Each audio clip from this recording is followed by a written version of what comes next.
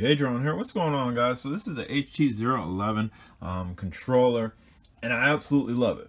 My first one, this kind of failed, and I think I know why it failed, but I want to show you the inside of the first one. So this is the first one. I decided to keep it just for this video. Right here, we have a unit behind here. If I can peel off the tape. Bams up. I believe that is the controller's GPS unit. It has its own GPS unit. Secondly, we have this right here, which goes up to these, which that is basically for the Wi-Fi. Those are your Wi-Fi antennas. We do have off of that right there, the wire that goes down to there, that would normally plug in right above my finger, and that is for your 2.4 gigahertz antenna. And you have your board here. On each side here and here is what your gimbals plug into, and also what your switches plug into. I did try rewiring another gimbal that I took off another controller because they're both three by 3. As far as wires go, the 3 by 3, you have the top 3 here and the bottom 3 here.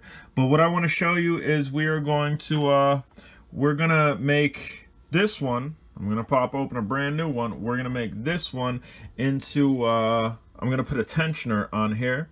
That way, if I want to fly my drones like the Hubsan, I have enough tension on it that it's not gonna spring back.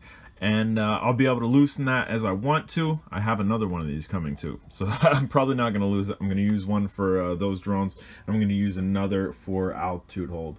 But let's get into it. Okay, this bar right here is a tensioner on gimbals, on better controllers. This is an XK controller that I've gutted because I have a few of them.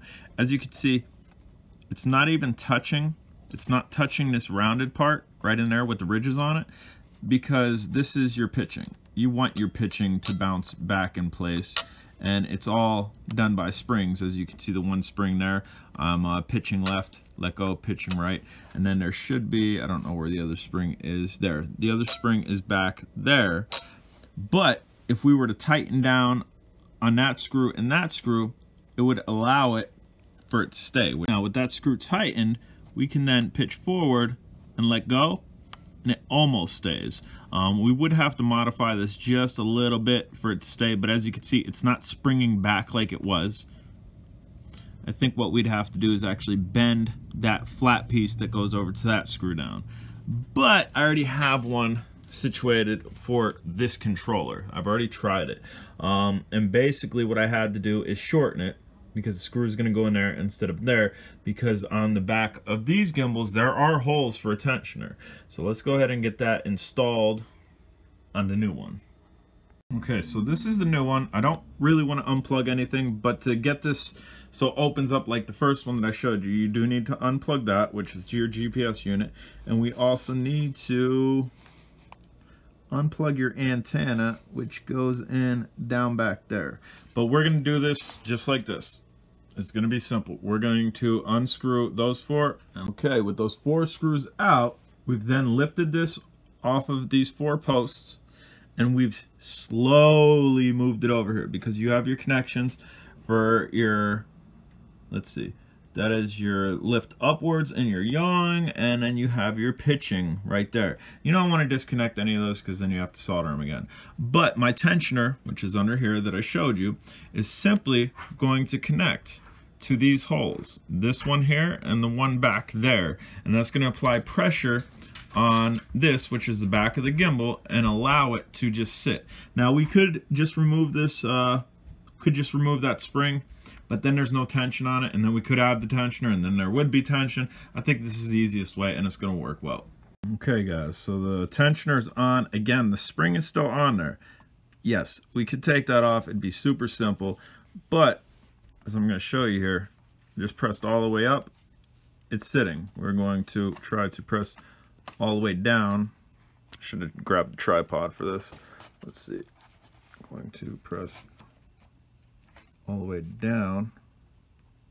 It's sitting. And all the way back. It's sitting.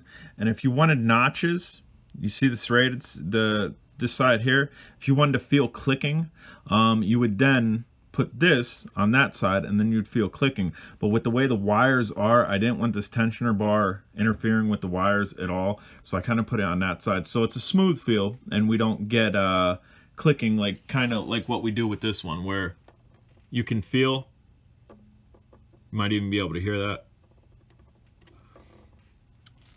That one probably has a tensioner bar right on that. Let's get this put back together. And that's going to be, again, simply 4 screws on the top of there. Alright guys, as you can see, that's sitting there nicely. We have the Hubsan on. I'm going to hold bind and the power button. Once you hear a beep, you know it's bound, and the motors aren't firing because, again, that's down throttle. And then we can fire up, we can fly this, and then we don't have to disconnect the battery. Like normally, it'd be stuck in the center position and you'd have to disconnect the battery or hold this and then turn this off. But if we press that down, it shuts off because the tensioner bar is on there.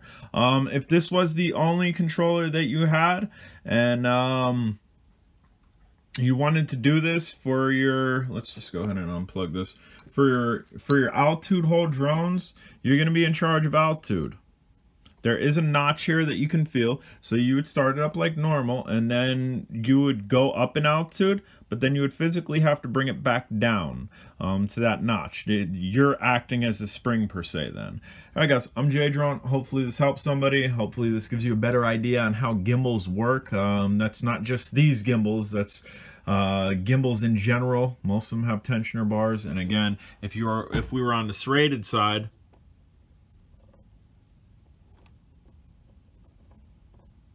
I don't know if you can hear that, but you kind of get a, there, if I do it fast, it's not smooth because it's going on the serrated side. I wanted the smooth, so now we don't hear that at all.